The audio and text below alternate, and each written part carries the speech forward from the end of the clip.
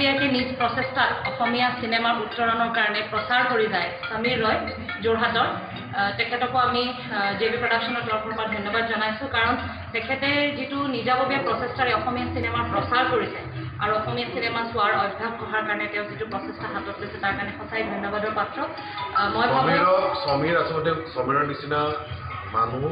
ল'ৰাক আমি ধন্যবাদ জনাইছোঁ ৰত্নাকৰে কণ্ট্ৰিবিউশ্যন আছে বা যতীন বৰাই নহয় ৰত্নাকৰ বা নৱনীতা শৰ্মাই নহয় এইবিলাক মানুহ ভাল পায় অসমীয়া ছবি নিজৰ গাঁঠিৰ ধন ভাঙি হ'লেও তেওঁলোকে অসমীয়া ছবি চোৱাৰ যিটো মানুহৰ মাজত প্ৰচাৰ কৰিছে মই ধন্যবাদ জনাইছোঁ সমীৰক ইভেণ্ট বোলা সাংস্কৃতিক অনুষ্ঠান যিটোৰ আগভাগ লৈছে সমীৰ ৰয় ডাঙৰীয়াই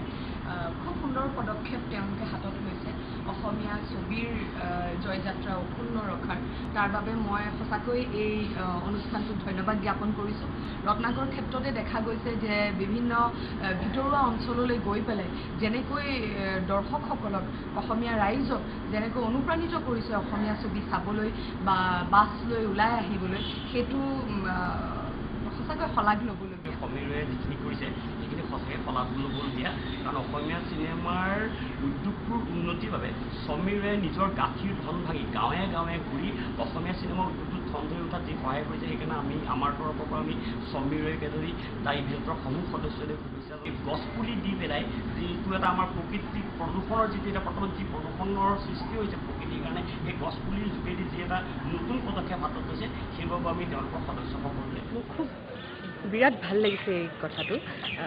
সমীৰদাক বহুত বছৰৰ পৰা চিনি পাওঁ আৰু জানো যে তেখেত কিমান